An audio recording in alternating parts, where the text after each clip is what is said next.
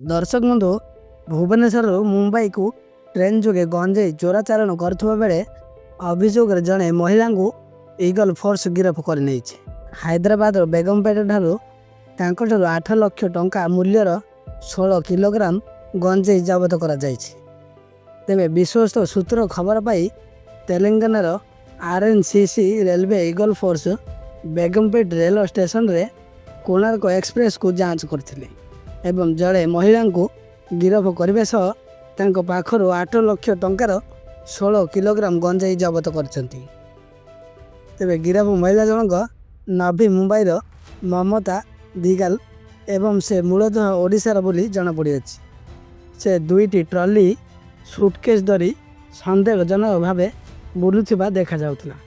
तेरे जांच समय पुलिस सुटकेस भितर लुचाई रखा जाइथिबा 9टी गंजेई पैकेट उद्धार करथिले एवं पचरा उचरा बेले से स्वीकार करछंती जे भुवनेश्वर मुंबई को यह जिनिस सामग्री पहुँचाइबा मुंबईर जड़े ड्रग्स बेपारी अशोक तांको सुटकेस पिछा 10,000 टंका देवाको प्रतिश्रुति देइथिले।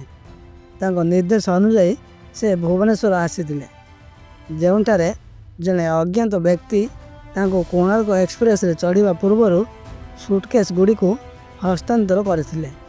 तेबे ममता दिगालू को गिरफ कर बेले मुख्य अभियुक्त अशोक एवं फेरार अच्छा। तेज आग को कौन रही खबर आम आपण मानक निश्चय सेयार करूँ ता सहित आम चैनल टी निश्चय सब्सक्राइब कर रखु। पुणी देखा परवर्ती वीडियो।